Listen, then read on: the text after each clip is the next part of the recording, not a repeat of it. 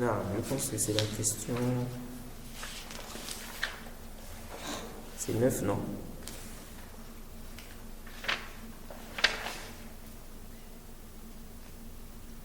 C'est quelle question? C'est ça. Hein? Ah, c'est bien. Non.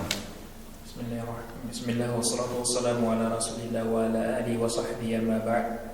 سئل الشيخ رحمه الله سؤال التاسع جزاكم الله خيرا وأحسن الله إليكم. هذا سائل يسأل ويقول متى يكون الإنسان مؤهلا لأن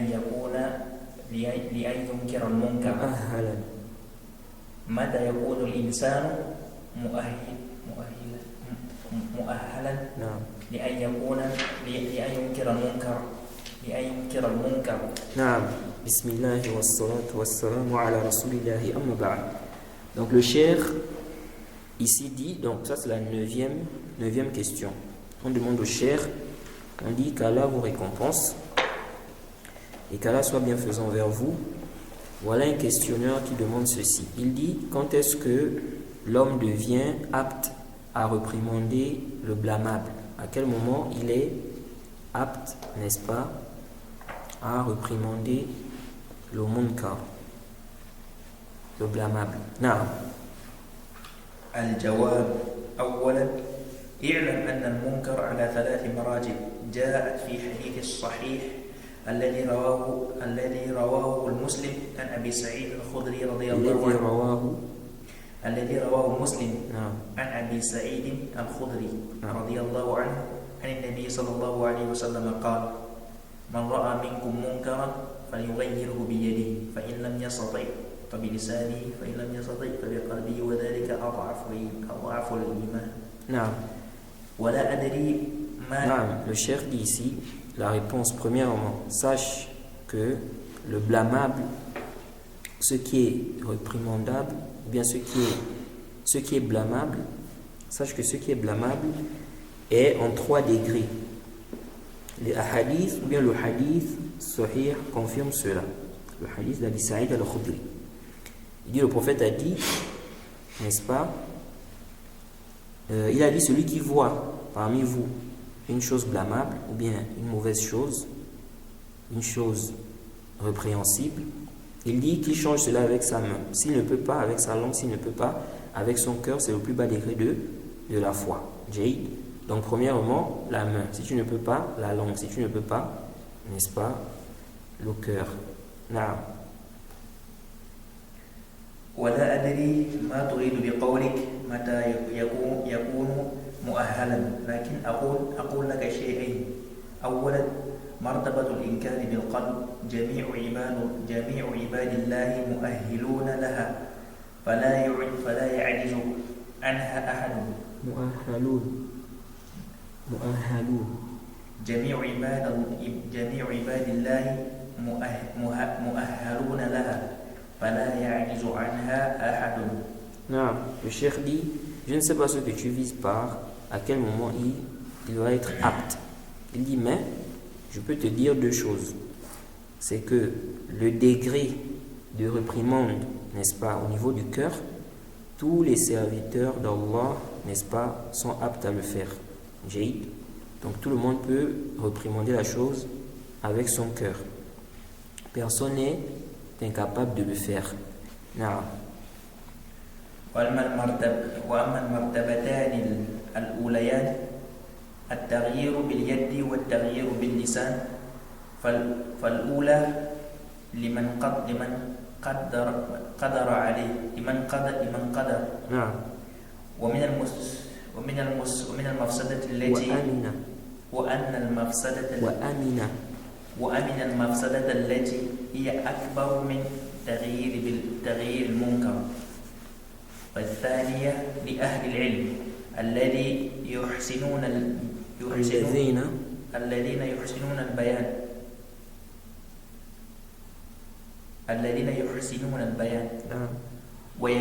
ويبينون للناس الحق ويحذرونهم من الباطل يأمرونهم بالحلال بالبديل وينهونهم عن الحرام بالدليل يدعونهم إلى السنة بالدليل وينهونهم عن البدع بالدليل بالحكمة والمواعظة الحسنة والموعظة الحسنة وإن دعا الأمر جادلوا بالتي هي أحسن. نعم. Donc le cheikh dit ici, quant aux deux premiers degrés, donc changer avec la main et changer avec la langue, il dit bien réprimander avec la langue. Il dit ici, premièrement, c'est pour celui qui a la capacité. Donc la première catégorie là, on a dit changer avec quoi? Avec les mains. Il dit c'est pour celui qui a la capacité et qui, n'est-ce pas, est préservé de quoi? D'une mafsada, d'un mal qui est plus grand que le fait de changer le mal là. Le fait de changer le munkar là, ça va amener un mal qui est plus grand. Jaïd.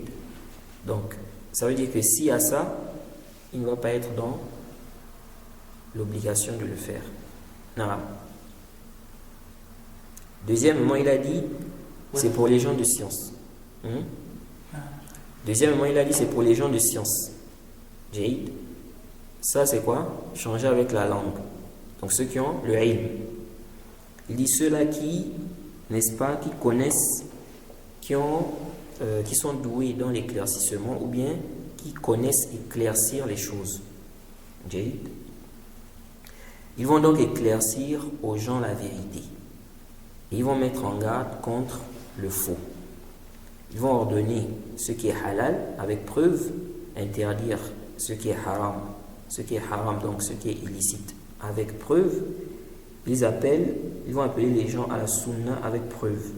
Et ils vont interdire l'innovation avec preuve et sagesse et la bonne exhortation. Et si, n'est-ce pas, il y a un besoin de débattre, ils vont débattre de la meilleure façon. Jaïd. Donc, le cheikh ici nous dit, en ce qui concerne le fait de changer avec la langue, ça concerne les gens de science. Les gens de science ici, ce n'est pas seulement quoi? Ce n'est pas seulement les savants. Jaïd, parce qu'il y a des gens aussi qui veulent limiter les réfutations, les mises en garde, le bayan aux savants. Non. Les étudiants en sciences peuvent le faire. Tout celui qui a du ilm, il peut le faire. Mais il faut quoi? Il faut le ilm. Il faut le ilm. Car les textes sont généraux. Le prophète a dit Man ra'a minkum munkaran falyughayyirhu biyadihi. Man. Ça montre le umum. Maintenant, c'est chacun selon sa capacité. Et parmi les conditions, il faut la science. Parce que si tu n'as pas le ilm aussi, tu vas réprimander des choses qui ne sont pas réprimandables à cause de ton jahl. Tu vas venir croire que ce n'est pas permis alors que c'est permis, ou bien tu vas dire que c'est permis alors que c'est interdit. Et aussi, il a dit, s'il y a un besoin aussi à débattre, ils débattent, n'est-ce pas, de la meilleure des façons. Donc le débat n'est pas interdit de manière absolue. Jaïd. Parce que dans les livres, on voit dans les livres des salafs, on dit quoi? Qu'on a interdit quoi? Que les salafs interdisaient les débats. Jaïd. Mais ce n'est pas de manière absolue. Il se peut qu'il y ait un besoin de faire un débat. Ok? On le fait de manière, n'est-ce pas, de la meilleure des manières. Et j'ai un PDF là sur la question des débats aussi. Je vais faire un rôle à certains frères sur la permission ou l'autorisation des débats. Non. Bien sûr, il faut le ilm, il faut avoir la science, n'est-ce pas? Il faut qu'il y ait un intérêt. Parce que débattre avec quelqu'un, par exemple, qui, tu sais déjà que avec lui, il n'y a pas d'intérêt en fait. Il ne veut pas le haqq, il ne cherche pas le haqq. Ok? Il n'y a pas aussi un intérêt pour autre que lui. Parce qu'il peut ne pas y avoir un intérêt pour lui, mais un intérêt pour les autres.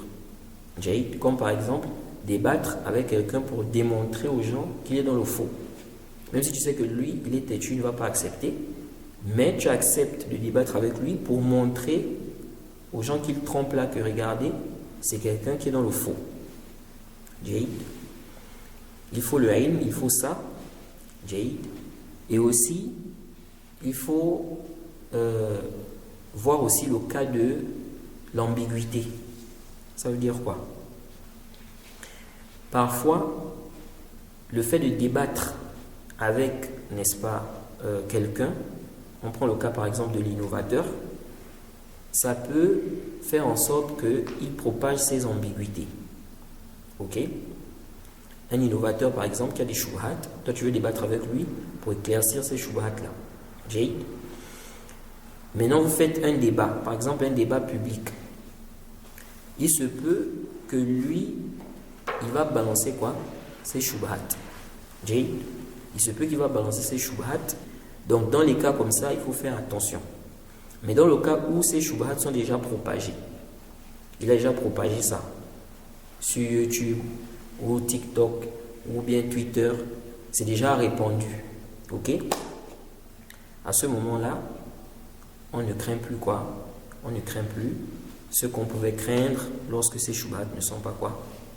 Propagés. Non. الثاني يعلم أنه إذا ترتبت على تغيير المنكر مفسدة أكبر منه كان تغييره منكرا. Non, ça c'est aussi un point qui est important à comprendre. Il dit 2. Sache que si le fait de changer le mal là, donc tu veux changer le mal, ce qui est blâmable, il dit si ça va entraîner un mal plus grand que le mal que tu veux changer là, changer le mal là devient munkar. Jade. C'est-à-dire changer le mal là, pourtant à la base changer le mal c'est quoi? C'est quelque chose de bien. Mais là ça devient munkar parce que ça va créer, ça va emmener quelque chose qui est pire que ce qui est là. Donc ici on dit akhaf ad-dararayn, c'est de laisser ça. C'est aussi un mal, c'est pas que c'est bien, mais c'est akhaf ad-dararayn. Naam. ولهذا قال صلى الله عليه وسلم من أراد أن ينصح لذي سلطان فلا يبده علانية ولكن يأخذه بيده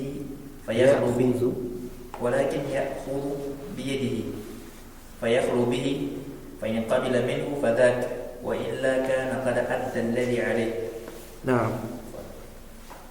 Ce hadith, نعم, vas-y. فتفطنوا بارك الله فيكم ففي بعض الأحيان لا تستطيع أن تنكر منكرا فيبقى عليك الإنكار بالقلب. نعم. Donc le cheikh dit si réprimander le mal va entraîner un mal qui est plus grand, alors changer là ou réprimander là devient munkar. Il dit, c'est pourquoi le prophète a dit, celui qui veut donner conseil à un gouverneur, lizi sultanin, ça c'est am. Il dit ici qu'il le prenne, qu'il ne le fasse pas, il dit qu'il ne le fasse pas publiquement. Donc celui qui veut donner conseil au gouverneur, au dirigeant, qu'il ne le fasse pas publiquement, mais qu'il le prenne par sa main et qu'il s'isole avec lui. S'il accepte, c'est le but voulu, sinon il aura fait ce qui lui incombe. Donc, ça c'est parmi les principes des gens de la sunna. Le fait de ne pas critiquer les gouverneurs en public. Et c'est le prophète qui dit. Parce qu'il y a des gens aujourd'hui qui attaquent les salafis. Non, comme ça, ils ont ceci. Ils essaient de suivre ce que le prophète a dit. C'est le prophète qui dit ici. Donc, tu veux ici, là, donner conseil au gouverneur, ou bien tu vois quelque chose qui n'est pas bien du gouverneur, on dit ici quoi? Si tu veux parler ici, va lui donner conseil en privé. Ok? Parce que aussi, ça va amener quoi? Des mots, des grands mots. Ça peut amener les gens à se soulever contre le gouverneur. Et il y aura des mafasis dans le pays. Donc c'est pourquoi le cheikh a cité ça ici. Sauf que ici là, ça n'empêche pas de conseiller le gouverneur, mais en privé. En privé. Mais sûrement le cheikh veut faire l'istidlal par rapport au fait de blâmer ça en public. Sinon, on avait déjà vu des textes qui montrent que quoi?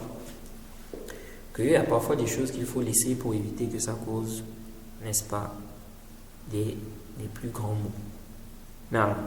Ensuite, le cheikh a dit, il faut prendre conscience de cela, car parfois, tu ne peux pas réprimander ce qui est blâmable, ce qui est mal. Et donc, ce qui te reste à faire, c'est réprimander avec ton cœur. Et ce hadith aussi fait aussi un rôle à ceux qui ont dit que tu peux critiquer les gouverneurs des autres pays.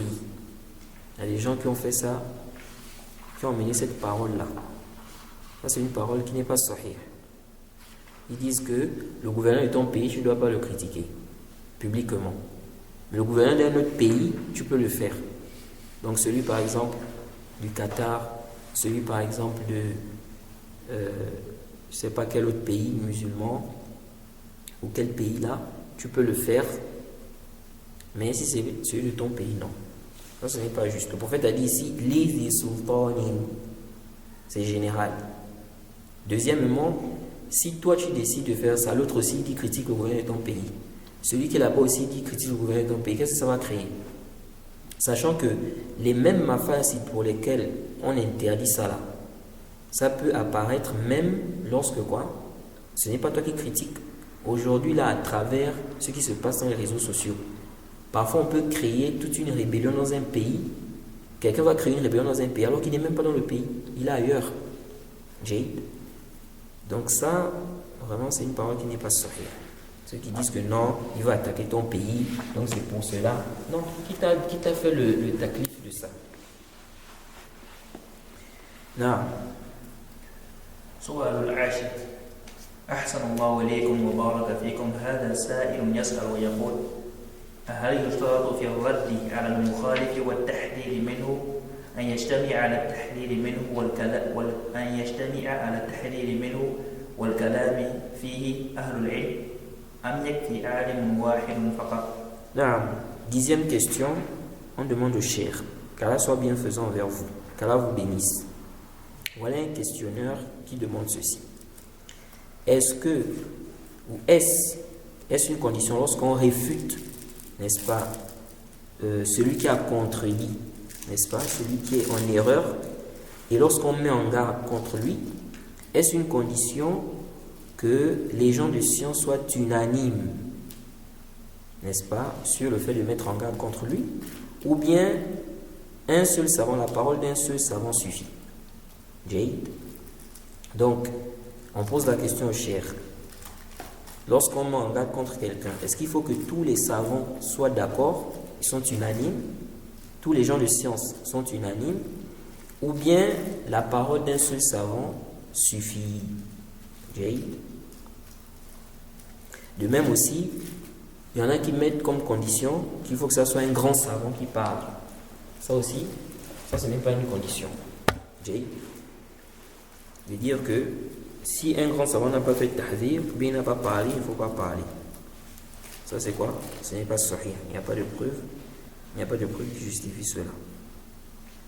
Et puis, ceux qui mettent aussi comme condition qu'il faut que les savants parlent là, les pays où il n'y a pas de savants, comment ils font? Ils vont forcément chercher à contacter des savants, mais les savants ne vont pas passer leur temps à répondre, n'est-ce pas, sur ces questions-là, sachant que il y a beaucoup d'égarés. Si on compte le nombre d'égarés aujourd'hui, ils sont nombreux. Donc s'il faut à chaque fois attendre une parole d'un savant, c'est compliqué, sachant que le savant peut ne pas prendre son temps pour étudier ou pour réfuter la personne en détail, parce qu'il a beaucoup de choses à faire. Aujourd'hui, il y a des gens qui apportent la parole, le savant a dit ça. Ils ne prennent pas, parce qu'il n'y a pas d'argument. Jay, c'est pas détaillé. Bref, nous suffit le fait que cette condition n'est pas prouvée dans le Coran ou la Sunna. Jay. Non, donc on a posé la question au cheikh. Ça c'est aussi un point, n'est-ce pas, qui a mené les fitan avec Al-Halabi. N'est-ce pas, la question du ijma'. Est-ce qu'il faut un ijma', n'est-ce pas, lorsque on critique quelqu'un. Jade, on a critiqué un tel, on a fait une mise en garde. Est-ce qu'il faut que tous les savants soient d'accord? Ou bien un seul savant qui a parlé, s'il a apporté des preuves, ça suffit? Non, le cheikh a dit. Ça, c'est pas les points que Halabi a soutenus. Oui, en fait, il a soutenu ça d'une façon, mais il a essayé de dire non, c'est pas ce que je disais, mais quand on regarde bien son tafsir, c'est ça en fait. Parce que si à chaque fois on a critiqué un tel, on apporte des preuves, toi à chaque fois tu dis non, les savants ont divergé, tu es en train de dire quoi? À chaque fois. C'est pour dire qu'il faut qu'ils soient unanimes, donc on ne peut pas accepter une critique tant qu'il n'y a pas quoi? Ijma. Jade. Parce qu'à chaque fois tu ramènes les savants ont divergé, il y a des savants qui ont machin, tu amènes les exemples dans les trucs des rois, les savants ont divergé dans le jarh wa ta'dil. Oui, les savants ont divergé dans le jarh wa ta'dil. Mais lorsque les preuves sont là, on fait quoi? On doit suivre les preuves. Après, il a dit non, il n'a pas dit ça, il n'avait pas dit ça, les gens ont mal compris ses propos, et c'est un mensonge sur lui, il n'a pas dit ça. Il était connu comme ça, Al-Halabi. Il dit une parole, quand on demande que c'est faux, il vient tourner. Non, je n'ai pas dit comme ça. Donc, tu peux ne pas dire une chose, c'est-à-dire avec des alphas, des termes spécifiques, mais ta façon de faire là, c'est ce que ça montre. Allah dit فَإِن تَنَازَعْتُمْ فِي شَيْءٍ فَرُدُّوهُ إِلَى اللَّهِ وَالرَّسُولِ. Si vous divergez sur quoi que ce soit, renvoyez ça à Allah et son messager. Ça veut dire quoi? Ça veut dire qu'on ne doit pas se servir de la divergence. Une fois il y a déjà les preuves, c'est fini. Donc si la divergence était ça, c'était un argument, on ne va pas nous demander de renvoyer ça aux preuves. Donc le cheikh a dit ici الجواب وهذا وهنا قاعدة في الجرح والتعديل وملخصها أن من علم حجة على من لم يعلم حجة أن من علم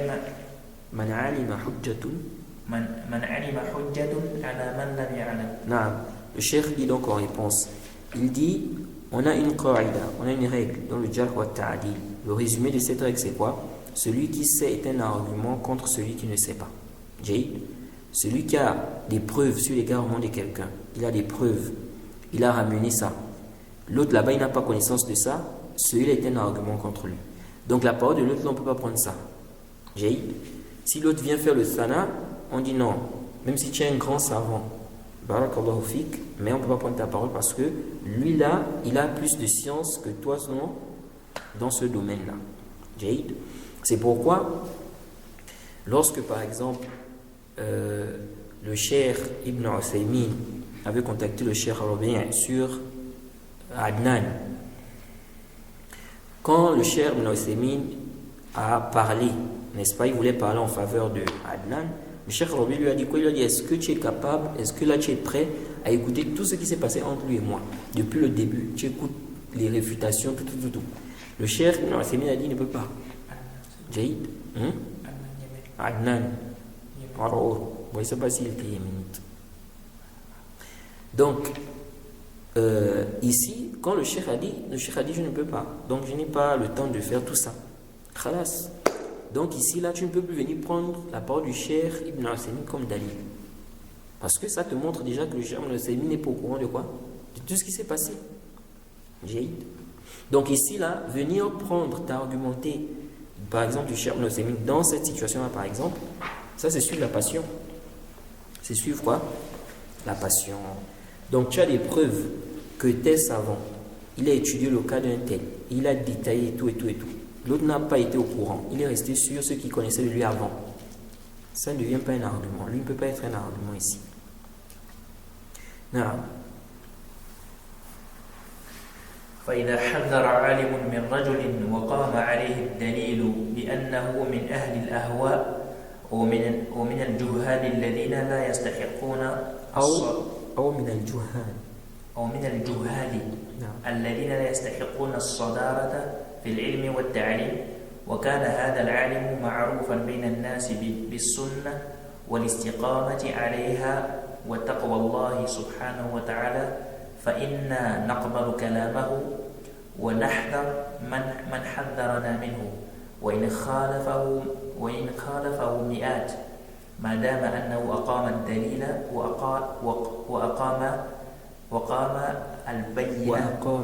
وأقام البينة على ما قاله في ذلكم المحذر منه فهذا في ذلكم المحذر منه المحذر منه المحذر نعم في ذلكم المحذر منه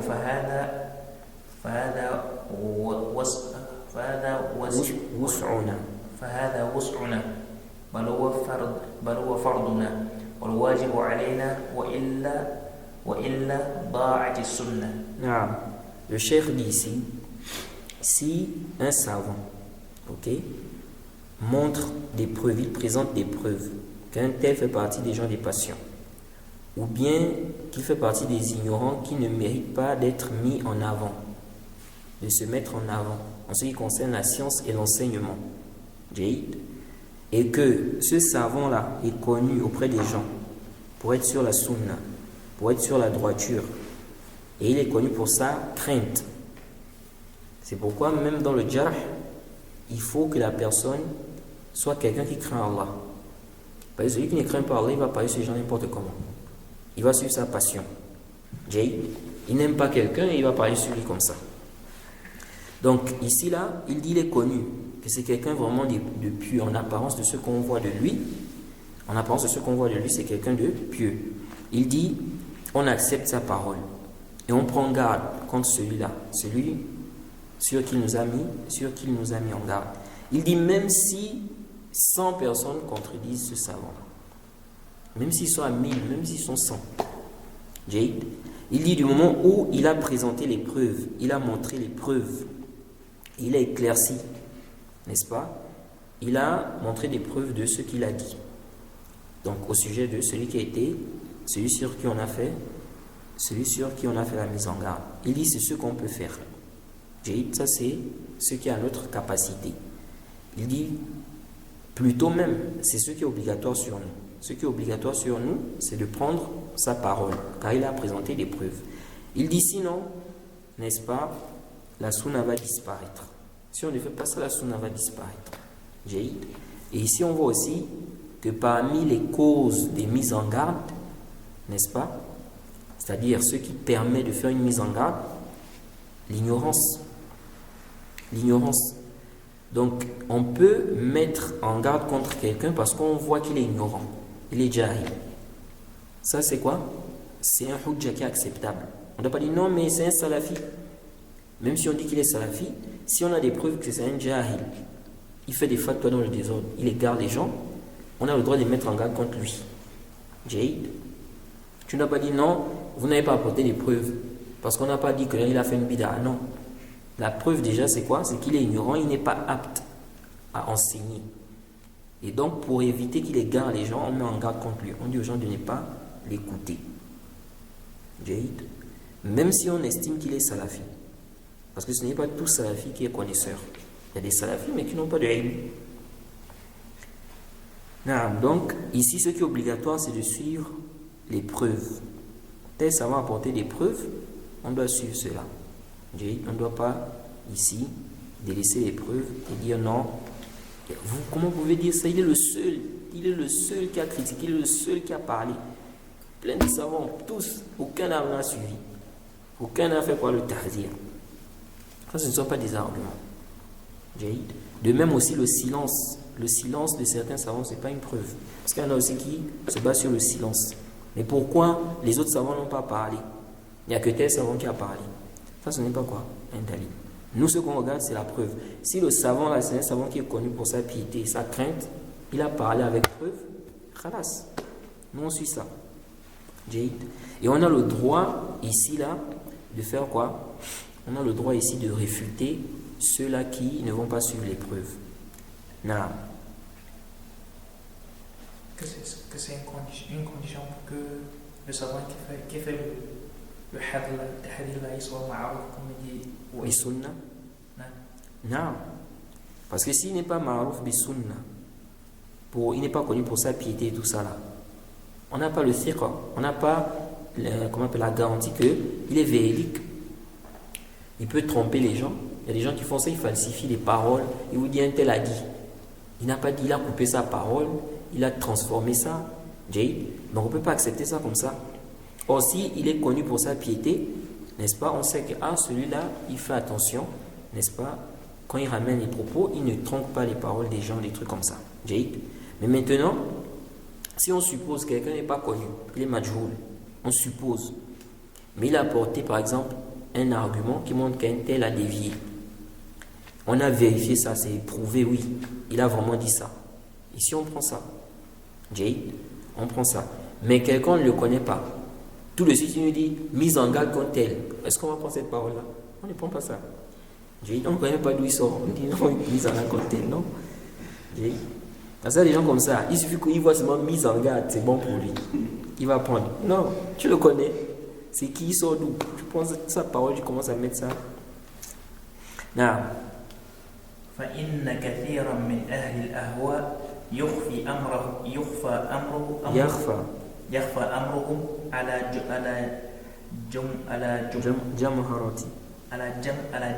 أهل العلم. نعم. ولا يتمكنون من كشف عوارهم وهتك أستارهم لأسباب منها البطانة السيئة التي تحول بين هذا العالم الجليل السني القوي. البطانة السيئة. نعم. التي تحول بين هذا العالم الجليل السني القوي وبين وصول ما يهدك به ستر ذلك اللعاب الماكر الغشاش الدساس. حالة تلك البطانة السيئة من أن من أن يصل إليه شيء حتى أنها تحول بينه وبين إخوانه الذين يحبهم في الله فلا يستطيع أن يقرأ لهم أو يسمع عنهم.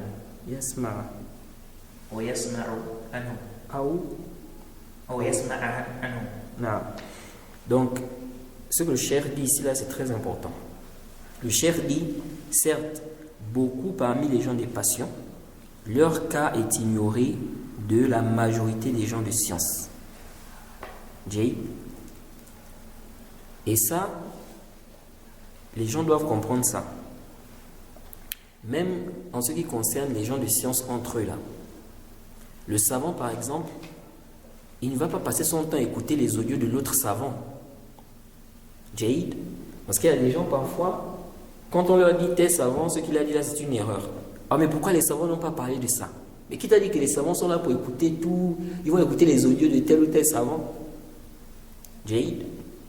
Donc, le savant, il a plein de choses à faire. Il a le tadris, il enseigne et tout et tout.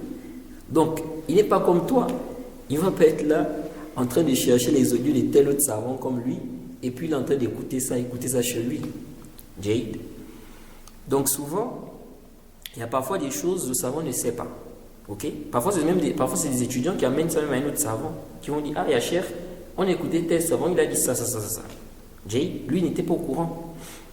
Donc il ne faut pas penser que toute erreur, n'est-ce pas, qu'un savant peut commettre, les autres savants doivent forcément connaître ça. Non.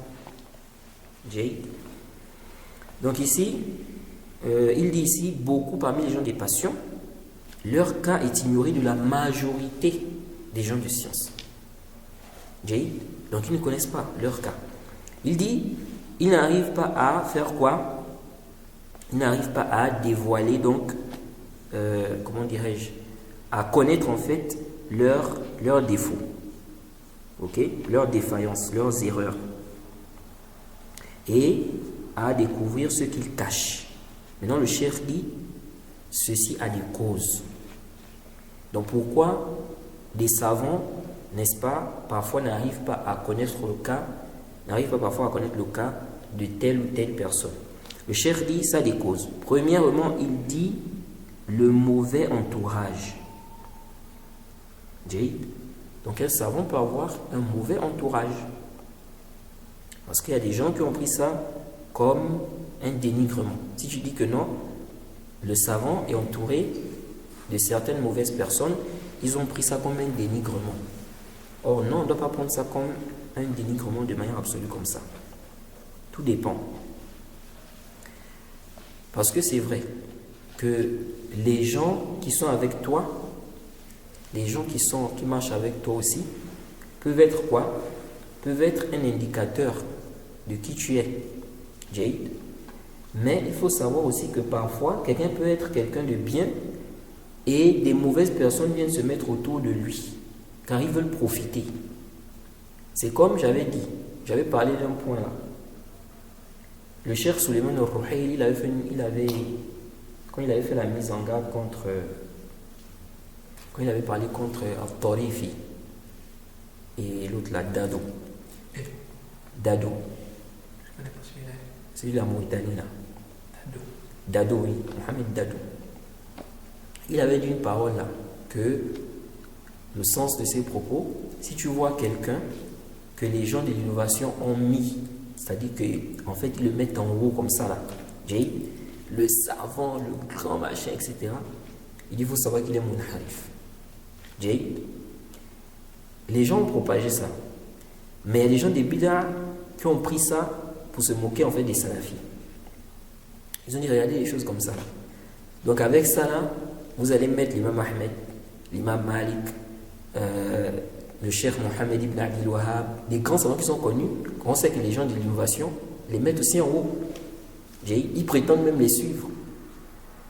Donc ça veut dire qu'ils ne sont pas bien guidés parce que les gens de l'innovation aussi les mettent en haut. Mais ça, ce n'était pas le but du cher. Le cher, ici, là, il ne parle pas de ce genre de personnes.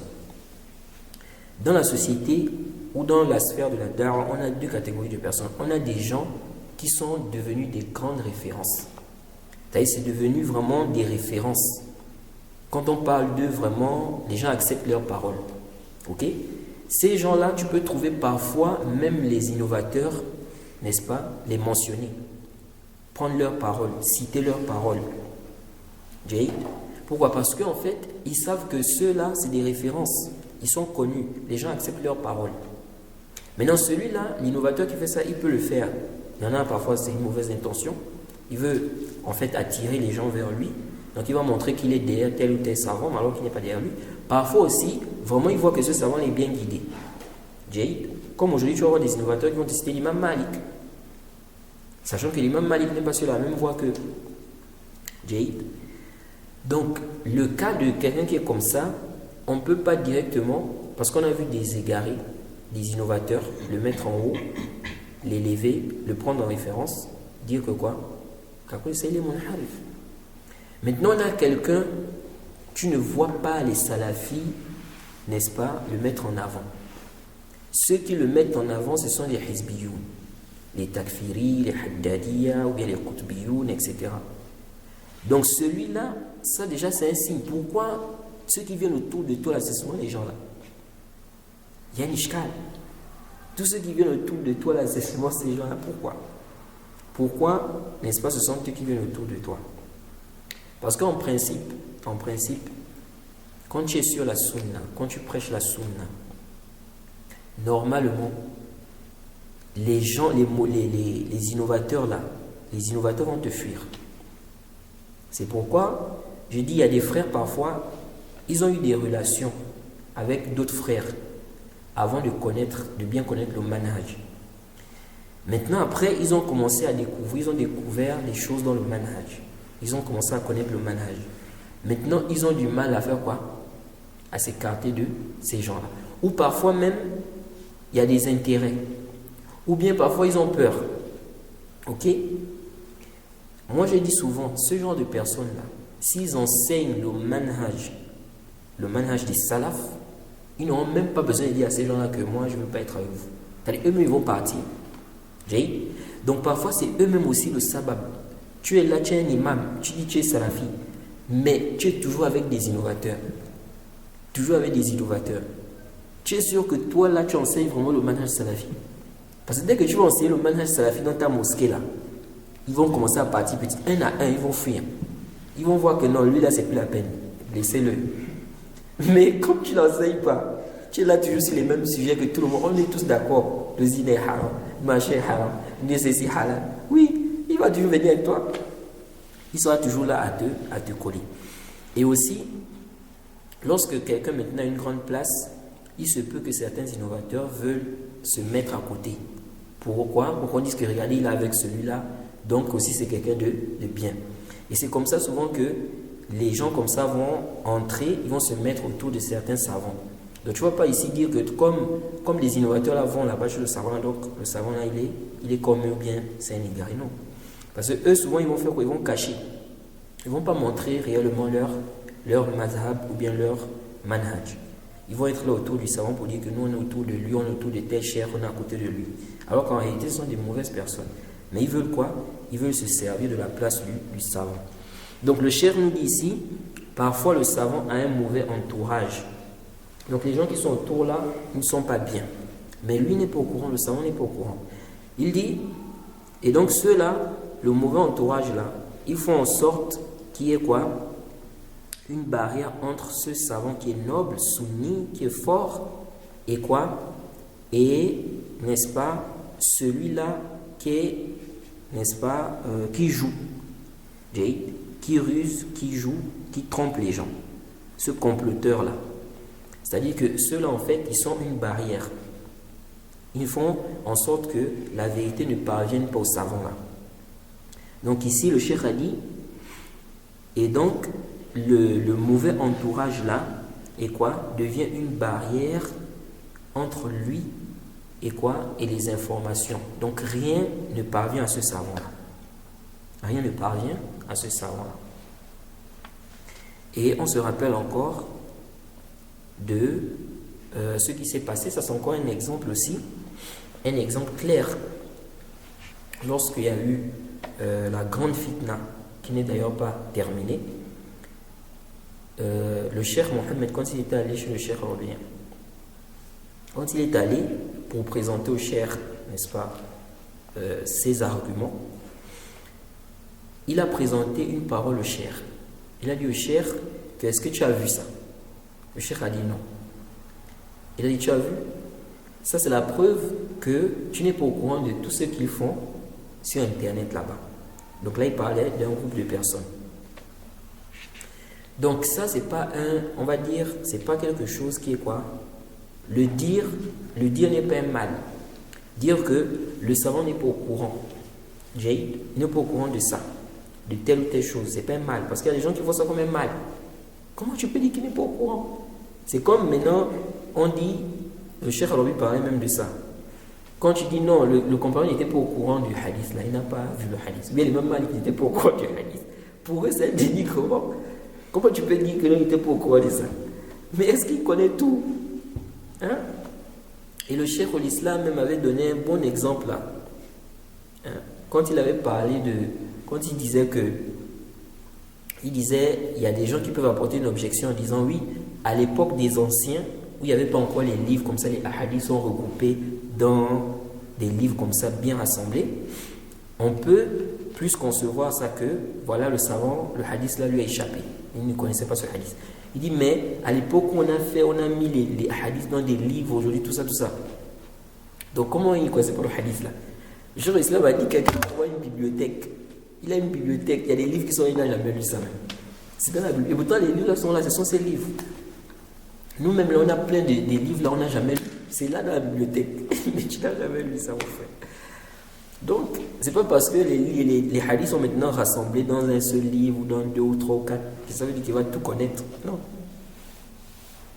Donc c'est ça, le savant peut ignorer, il peut ne pas être au courant de certaines choses. C'est quelque chose qui est connu. Donc le cheikh a dit, ceux-là vont être quoi? Ils vont être une barrière. Donc le savant n'a plus les informations. Et le cheikh dit ici, au point où il va même quoi? Ils vont même être une barrière entre le savant là et ses bien-aimés. Ceux qui l'aiment en Allah. Vous voyez? Il ne peut plus lire ce qu'ils écrivent, ni écouter ce qu'ils disent. Donc ceux-là, ils sont venus en fait, ils sont en train même de séparer en fait le savant là et ses autres frères. Et ça là on voit ça aussi beaucoup. On voit ça beaucoup, même entre les étudiants. Parfois, vous voyez des gens qui se mettent autour d'un autre et ils vont comploter. Ils vont faire, en fait, ils vont mettre à l'autre la haine dans son cœur envers l'autre. Voilà comment ils font quoi? Ils se séparent. Non, le cheikh a dit ensuite. Donc ça c'est parmi les causes. Parmi les causes qui font que le savant, il n'a pas fait le jarh. On a critiqué un tel. Le savant n'a pas fait le jarh. Parmi les causes c'est ça. Il ne sait pas réellement ce qui se passe. Car il est autour de lui des mauvaises personnes, des personnes qui font tout pour que la vérité ne lui parvienne pas. Non. ومنها أن يكون ذلك العالم ليس عنده وقت بل وقته كله في العلم والتعليم. Non, ça c'est parmi les causes aussi. Il dit parmi les causes, le fait que le savant n'a pas le temps. Tout son temps, c'est dans la science et l'enseignement. Donc un savant comme ça, qui passe presque tout son temps dans l'enseignement, il n'a pas vraiment du temps pour regarder les réfutations d'un tel, un tel. Par exemple, le Cheikh Al-Abbad, ça c'est aussi un exemple clair. Le Cheikh Al-Abbad, il était beaucoup occupé dans le ta'lim. Il enseignait pratiquement tous les jours, sauf, je crois, le vendredi. Après, il avait un peu changé son programme. Il était dans le ta'lim. Il n'avait pas le temps. Donc, un savant comme ça, tu n'as pas le droit de t'appuyer sur sa parole pour venir contredire une mise en garde qui est fondée, qui est basée sur des preuves. De dire que non, le Cheikh Al-Abbad, il a fait le thana. Comme aujourd'hui, avec le cas d'Al-Halabi, Abu Ishaq Al-Huwaini, qui accuse les salafis d'être des madkhalistes et il dit même que ce sont des innovateurs. Abu Ishaq Al-Huwaini, il appelle les gens madakhila. Il est madakhila mubtadi'a. Donc, il fait même le tabdi'a. Abu Ishaq Al-Huwaini, déjà même le Cheikh Muqbil, depuis il avait déjà parlé sur lui. Il a dit qu'il est mubtadi'a. C'est le Cheikh Muqbil. Le Cheikh Muqbil avait dit qu'il est mubtadi'a, c'est un innovateur. Depuis longtemps. Le Cheikh Al-Abbad, n'est-ce pas, il n'avait pas fait le jarh de Abu Ishaq et d'Al-Halabi. Maintenant, il y en a qui ont pris ça, ils ont dit le Cheikh Al-Abbad, n'est-ce pas, il recommande ces gens-là. Est-ce que ça fait partie du insaf? Est-ce que vraiment tu es véridique? Est-ce que vraiment tu suis les preuves ou bien tu suis la passion? Le Cheikh Al-Abbad, il est au courant de toutes les réfutations, toutes les erreurs, tout ce qui est reproché à ces gens-là, sachant qu'il ne lit pas, comme disait le Cheikh Robien. Il dit que le Cheikh Al-Abbad ne lit pas les réfutations, il ne lit pas. Donc tu ne peux pas te baser sur la parole de quelqu'un comme ça. Jade. Si tu es vraiment véridique, tu cherches le haqq, tu ne peux pas te baser sur la parole du Cheikh Al-Abbad. Non, lorsque le Cheikh Al-Najmi, le Cheikh Al-Abbad, lorsqu'il avait écrit son livre là, comment on appelle ça? La bienveillance entre les gens de la Sunna, Rifqan. Rifqan entre les gens de la Sunna. Quand il a écrit son livre là, souvent les Hizbiyoun prennent souvent le livre là pour dire oui, voilà, ils amènent ça devant. Mais ils ignorent ou bien ils font semblant d'ignorer que le Cheikh Al-Najmi avait fait un rad au Cheikh Al-Abbad concernant ce livre. Le Cheikh Al-Najmi a fait un livre où il a fait le rad de Cheikh Al-Abbad. Il a fait comprendre au Cheikh Al-Abbad que son livre là, ça a profité à qui? Aux innovateurs. Quand tu regardes les gens qui ont propagé ça, ce sont les Moumayya, ce sont les Al-Bida, ce sont eux qui étaient en tête pour propager le livre là. Parce que... Il n'a pas changé. Qui? Le Cheikh Al-Abbad? Non, le Cheikh Al-Abbad, lui, a maintenant fait un écrit pour faire comprendre que lui n'a pas visé les Al-Bida. Lui, il parle des gens de la Sunna. C'est-à-dire qu'on doit être entre nous. Tu vois. Donc lui, il s'est justifié en disant ça. Mais à quel moment il avait fait le rad? Déjà même, à quel moment il était au courant? Le Cheikh Al-Abbad était au courant du rad du Cheikh Al-Najmi des mois et des mois et des mois après. Sachant que beaucoup de gens étaient déjà, même les étudiants, beaucoup étaient déjà au courant de ça. Ça montre quoi? Ça montre que le Cheikh, n'est-ce pas, il ne lit pas toutes des réfutations, tout ça là. Tu ne peux pas ici te baser sur le Cheikh pour dire que non, le Cheikh a dit. On lui a fait un rad. Il était au courant de ça des mois et des mois et des mois. Donc, Parce qu'eux, ils ont pris ça pour mélanger. Qu'il ne faut pas faire le tabdir. Tu vois. Le chef Abad ne dit pas qu'il ne faut pas faire le tabdir. Tu vois. Ils ont pris ça pour dire ça. Et ils ont mélangé même les Ahl Bida dedans. Qui le rifq là aussi, Ahl Bida. Alors, ils ont fait entrer Ahl Bida dans Ahl Sunnah. Pour dire qu'il faut faire le rifq. Bref. Donc nous disons, notre principe c'est quoi? Celui qui a des preuves, on suit celui qui a des preuves. On laisse celui qui n'est pas au courant des détails, celui qui n'a pas pris, n'est-ce pas, le sujet en main, il n'a pas pris les détails, on ne peut pas prendre sa parole. Prendre sa parole ici et laisser celui qui a détaillé, celui qui a apporté des preuves, ça c'est le zulm. Ça c'est quoi? Ça c'est le zulm et ça ne fait pas partie de quoi? Les comportements du salafi véridique qui cherche le haqq. Donc, parmi les causes, le cheikh a dit, il n'a pas le temps. Ça, c'est parmi les causes. Il n'a pas le temps. Parfois, tu vois, quelqu'un peut faire un rad. Le rad est tellement long, même toi, tu n'as pas le temps, en fait, pour lire ça. C'est tellement long. Jaïd, toi, normalement, je n'ai pas le temps, c'est trop long. Jaïd. Mais aussi, le problème, lorsque tu n'as pas aussi le temps, là, il ne faut pas venir faire une barrière, parce qu'il y a des gens comme ça. L'autre s'est occupé, il a réfuté. Maintenant, toi, tu n'as pas le temps pour écouter le rad, mais tu viens faire une barrière. C'est-à-dire que tu empêches les gens de suivre la vérité. C'est ça le problème. Si tu dis, bon, moi je n'ai pas le temps, khalas, si tu n'as pas le temps, laisse les autres faire. Mais tu n'as pas le temps, mais tu empêches aussi les autres. Ça, c'est pas bien. Donc, si tu n'as pas le temps, khalas, laisse celui qui a le temps, n'est-ce pas, s'occuper. Il ne faut pas combattre. Parce que regardez, même le cheikh Al-Abbad, il n'a pas fait une guerre. Il n'a pas fait une guerre aux savants de la Sunna qui ont fait les roudous, les halabi, tout ça là. Contrairement à celui qui va venir prendre la parole du cheikh Al-Abbad et puis commence à faire la guerre aux autres salafis.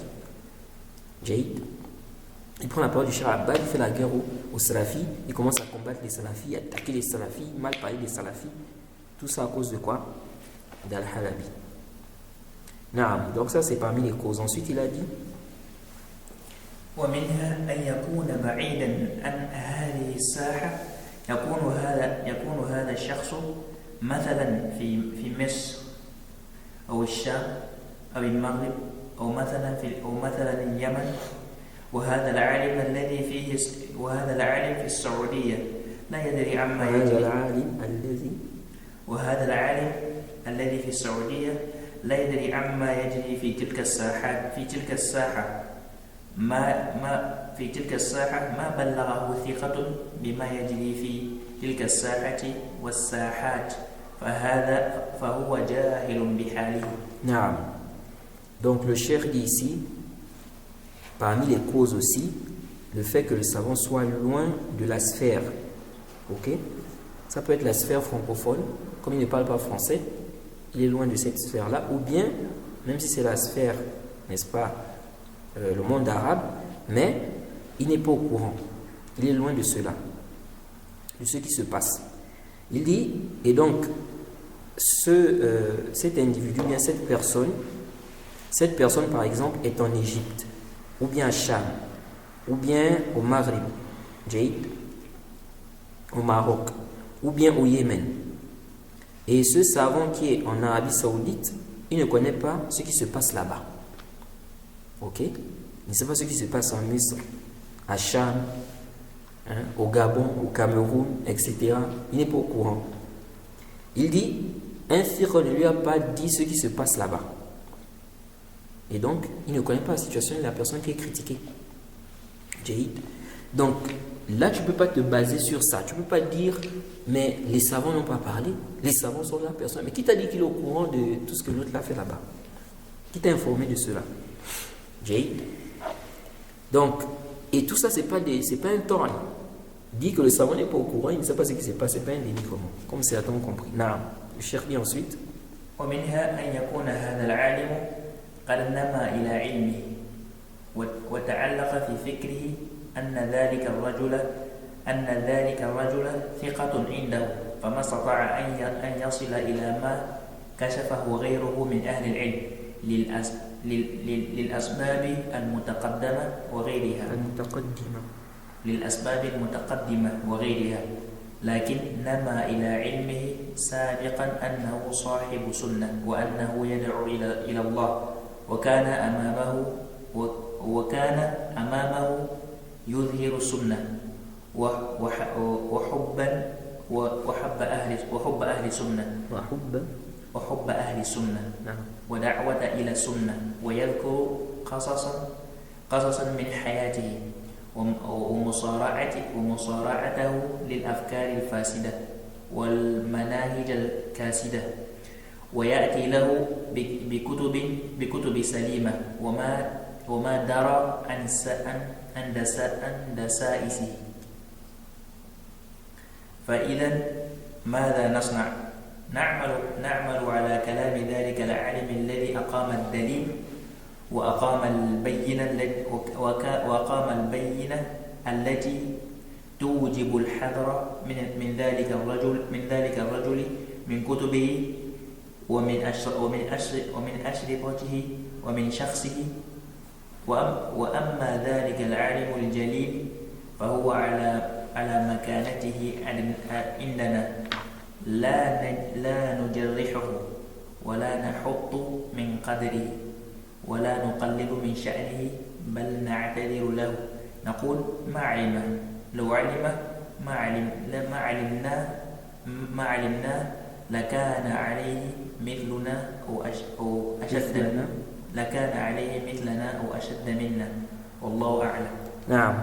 Le cheikh dit ici, parmi donc les causes, le cheikh a cité quoi? Il a cité, qu'est-ce qu'il a cité comme cause? La bitona. Parmi les causes, il a cité quoi? Oui, j'ai mentionné ça. Parmi les causes, il a encore cité quoi? Il n'a pas le temps. Parmi les causes, très bien. Maintenant ici le cheikh dit, parmi les causes aussi, c'est quoi? C'est que c'est ancré dans sa science, dans sa pensée, que l'homme là est thiqa. Donc celui qui a été critiqué là, pour lui, il a la conviction que c'est un thiqa. Et donc, il n'a pas quoi? Il n'a pas pu, n'est-ce pas, atteindre ce qui permet de le dévoiler. Ou bien ce que les autres gens de science ont pu dévoiler de lui. Il n'a pas pu atteindre cela. À cause de quoi? Le cheikh dit, à cause de ce qu'on a mentionné, à cause de ce qu'on a mentionné précédemment. Et d'autres causes. Il dit donc, cela est ancré donc dans sa science, n'est-ce pas, que celui-là c'est quelqu'un de la sunna, qu'il appelle à Allah. Et devant lui, il montrait la sunna. C'est quelqu'un qui montrait la sunna. Il montrait qu'il aimait les gens de la sunna. La da'wa, n'est-ce pas, à la sunna. Et il citait même des histoires de sa vie. Ok? Il évoquait également sa lutte contre les idées ou bien les idéologies qui sont corrompues. Et les voies en déclin. Et le cheikh dit, il venait avec des livres qui étaient corrects, des bons livres. Il dit donc, le savant là ne connaissait pas ces complots. Que doit-on faire dans une telle situation? Donc parfois, le cheikh, il a ancré chez lui, celui-là c'est un thiqa. C'est quelqu'un qui est thiqa. Parfois même on va venir lui dire une parole, il ne va pas accepter. Parce que pour lui, il a la conviction que celui-là est thiqa. Donc tu peux pas venir me dire par exemple que c'est un menteur. Je ne peux pas prendre ça.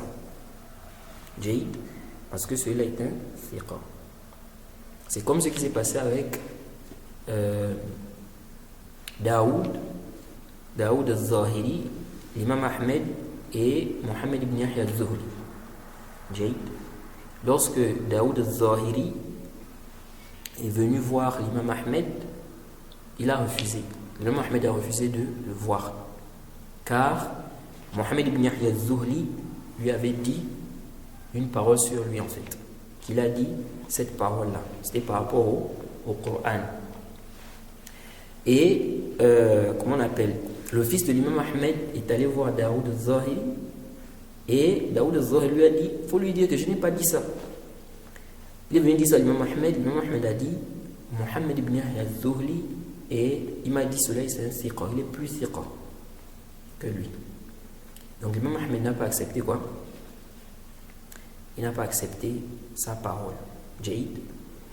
Donc parfois le savant c'est ça. Pour lui c'est ancré que celui-là est thiqa. Donc toi tu viens avec une parole qui contredit ce qu'il connaît de la personne. Il dit non, je ne peux pas prendre ça. Jaïd. Parce que je connais bien celui-là, il est thiqa. Comment il veut m'amener une parole comme ça? Donc il dit ça, c'est parmi les causes. C'est parmi les causes qui font que le savant ne va pas critiquer celui qui est critiqué là. Le cheikh dit. Dans ce genre de cas, est-ce que la parole de l'imam Ahmad va être prise en compte? Je n'entends pas. Dans ce genre de cas, est-ce que la parole de l'imam Ahmad va être prise en compte? Ou c'est dans ce que je viens de l'histoire que je viens de raconter là? Non, ça dépend. Ici, on va regarder. Est-ce que vraiment Daoud avait dit ce que l'imam Mohammed ibn Yahya al-Zuhli avait dit? Ou bien c'est lui qui avait compris ça comme ça? Parce qu'il y a aussi un débat sur ce que Daoud al-Zahiri avait dit réellement. Tu vois? Donc on va regarder. Ici, ce sont les arguments qu'on va regarder. Si on voit ici que Mohammed ibn Yahya al-Zuhli, ce qu'il avait dit c'était une erreur, on va prendre en compte la parole de l'imam Ahmed. Oui. Mais en principe, Daoud al-Zahiri, il n'est pas connu pour être un menteur. Donc il a dit, il n'a pas dit ça. En principe, il doit accepter. Mais comme Mohammed ibn Yahya al-Zuhli était plus sûr pour lui, donc il a pris sa parole. Jaïd. Ensuite ici, il a dit ici, qu'est-ce qu'on doit faire? Le cheikh dit, on va se baser sur la parole de ce savant-là qui a présenté les preuves. Jaïd. Qui a montré quoi? Les preuves qui impliquent le tahzir de cette personne-là, de ses livres, de ses cassettes et de sa personnalité. Jaïd. Il dit, maintenant ce savant-là, qui n'a pas fait le jarh, qui lui continue à faire le sana, il dit celui-là, il garde sa place auprès de nous. Donc on ne va pas le dénigrer. On ne met pas en garde contre lui. Il dit on ne le critique pas et on ne va pas faire quoi? Rabaisser son rang. Jaïd. Mais on lui donne l'excuse. Il croit que c'est un thiqa chez lui. Il dit, il ne sait pas. S'il avait su ce que nous savons là, il allait être comme nous, ou bien il allait agir comme nous, ou bien plus que ça même. Jaïd. C'est comme ce qu'on rapporte de Ibn Khuzayma lorsqu'on lui a posé la question sur Mohammed ibn Humayd al-Razi. On lui a dit, ne vas-tu pas rapporter des hadiths de lui? L'imam Ahmed fait son sana. L'imam Ahmed parle de lui en bien. Et il a dit, il ne le connaissait pas comme nous le connaissons. Jaïd. S'il le connaissait comme nous le connaissons, il n'allait pas faire son sana. Il n'allait pas faire ses éloges. Donc, il y a des savants, on les connaît pour leur suivi du haqq, du manhaj. Et on sait que s'ils sont au courant de telle chose, ils ont des preuves de ça, ils vont avoir la même position que nous. Jaïd. Mohammed ibn Humayd al-Razi. L'imam Ahmed avait fait son sana. Ibn Khuzayma lui il a fait tahzir. Maintenant on lui a dit que pourquoi tu ne rapportes pas ces hadiths? L'imam Ahmed a fait son sana. Il a dit l'imam Ahmed ne connaissait pas ce que nous connaissons de lui. Et s'il savait, il n'allait pas faire son sana, ses éloges. Donc, ici là nous disons, le savant qui est comme ça, on sait qu'il suit le haqq. Maintenant, il n'a pas su, on l'excuse. Il croyait que c'était un thiqa, on l'excuse. Mais attention, il ne faut pas que ce savant-là aussi, il commence à faire la guerre aux gens de la sunna à cause de ça. Parce que là, ça va prendre une autre tournure. Jaïd, il a fait le sana, il est resté dans son coin. Et maintenant, si il commence à faire le harb, la guerre aux gens de la sunna, on apporte des preuves claires, et lui fait la guerre aux gens de la sunna à cause de ça, là, ça ne va plus avoir quoi? Le même hukm. Alhamdulillah. On a terminé avec ce livre-là.